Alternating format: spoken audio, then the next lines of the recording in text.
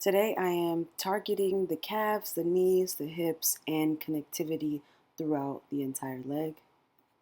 So I'm just doing calf raises and holding on the balls of my feet for a total of 5 seconds and going back down. I'm slightly pigeon-toed on purpose and doing that same stretch again in that position. I have the broomstick around my neck and head.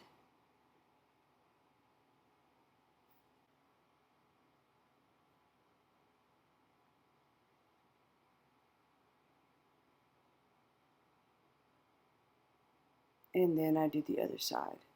So I'm stretching my obliques very, very deeply here while working on my balance. So all I'm doing is hinging at the hip to the right. So using my hip flexor, I'm now going to elevate my leg, keeping my toes up, keeping my knees up, and keeping my core engaged. The left foot is going to be flat on the ground for a good base and good stability. I'm dorsiflexing the foot that is in the air, making sure my hips stay in anterior tilt, and I'm holding this for 30 to 60 seconds and then switching legs. So with this movement, I am pulling the broomstick apart and doing pass-throughs over my head, over and back, over and back.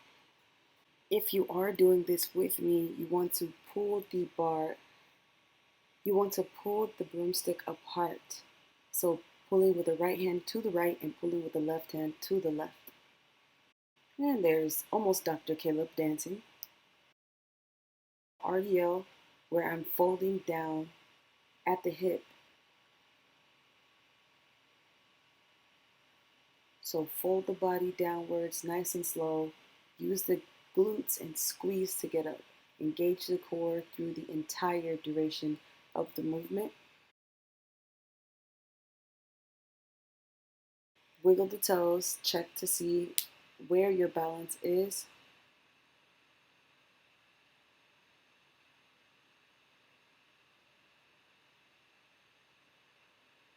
And keep toes up for a complete hamstring and calf stretch.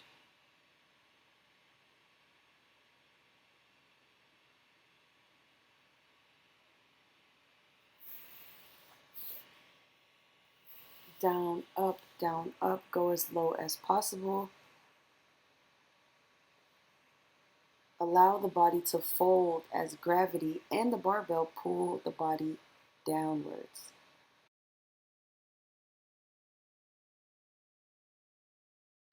Relax the head, relax the neck.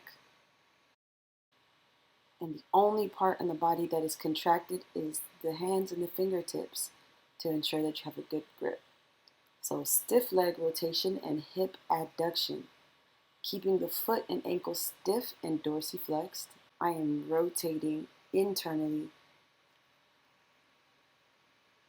and doing this for 60 seconds. And then switching legs. So dorsiflex the foot, rotate at the hip joint. Using your core, keep the core engaged the entire time. There should be little to no movement on the other side of the body. Walk around, make sure everything feels great. This is going to, overall, it's going to train the hips to be strong and mobile for better ground strike in any position, which in turn turns into better force application and more power. So isometric hold, the stabilizing leg is straight and locked out. The hips, of course, remain in anterior tilt. And internally rotate at the hip joint, like passing a soccer ball. Switch legs and do the same thing. I also added a lockout in this movement for full leg connectivity, as I said before. I want to feel the muscles around my knees engaged and actively working, and the lockout does just that. I do an isometric hold, keeping the kettlebell 3 inches off the ground until I fatigue. Then just walk around and make sure everything feels good. Then do the other side. As the isometric hold progresses, the knee starts to adapt to the undergoing stress that is put on it from the kettlebell. And in turn, it's going to make all the ligaments in the knee, especially the ACL and especially the MCL, a lot stronger. The MCL prevents the knee from bending inwards, and the ACL prevents your knee from undergoing hyperextension. So, this is very important for high impact sports. One side might be less stable than the other.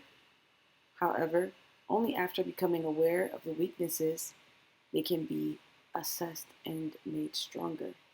Hold this until fatigue.